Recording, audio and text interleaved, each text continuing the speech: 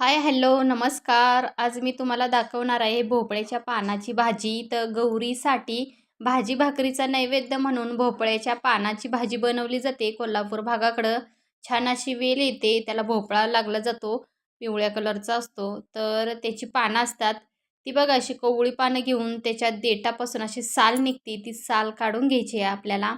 आणि कोकण भागाकडं पण असंच भोपळ्याच्या पानाची जी भाजी बनवतात, त्याचा निवेद्य दाखवला जातो. नैवेद्य गौरीसाठी भाजी भाकरी म्हणून हा नैवेद्य दाखवला जातो.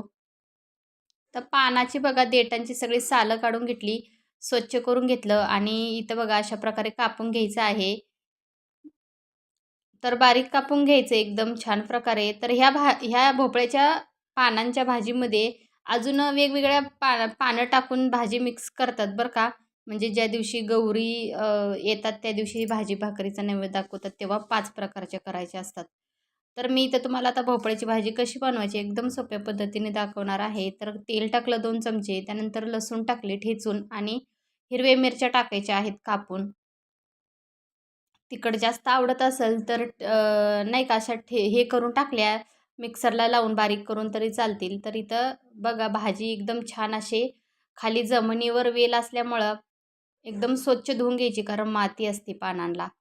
तर छान अशी भाजी कापून बघा स्वच्छ धुवून घेऊन टाकलेली आहे तेलामध्ये.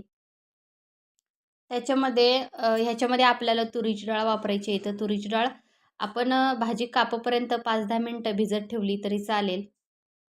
आणि बघा तुरीची डाळ टाकल्यानंतर आपल्याला ह्याच्यामध्ये तांदूळ पण वापरायचे आहेत. तर काही काही भाज्यांमध्ये तांदूळ वापरले जातात. तर तांदूळ बघा स्वच्छ धुवून घेतले आणि टाकले. मुठभर टाकले तरी चालतील. तर आता ह्याच्यामध्ये हळद टाकूया आणि चवीनुसार मीठ पण टाकायचं आहे. तर आपण आता हे एकत्र करून घेऊया भाजी सगळी. तर ह्या भाजीला लगेच पाणी पण सुटलं जातं. पण आपल्याला डाळ तांदूळ शिजवून घ्यायची असते, त्याच्यामुळे ह्याच्यामध्ये आपल्याला पाणी वापरायचं आहे. तर बघा हे परतून घेतल्यानंतर ह्याच्यामध्ये आपण पाणी टाकणार आहोत. तर बघू शकता पाणी आपोआप असं पाणी सुटायला लागलेलं आहे भाजीला. तर थोडंसं पाणी टाकायचं, 1 ग्लास टाकला तरी चालेल. तर बघा पाणी हे आधीच आपोआप सुटलं होतं. तर बघा तर 1 वाटी मोठी 1 वाटी पाणी टाकलेलं आहे. तर बघू शकता एकदम आपल्याला ही भाजी फक्त 5 ते 10 मिनिटामध्ये शिजवून घेतली, तर एकदम पाणी सगळं त्याचं कोरडी झालेली आहे ही भाजी.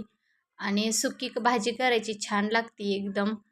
तर याची डाळ पण शिजली आणि तांदूळ पण छान शिजलेला आहे. तर आपण आता हे साईडला काढून घेऊया डिशमध्ये. आणि एकदम छान अशी ही भोपळ्याची भाजी लागती.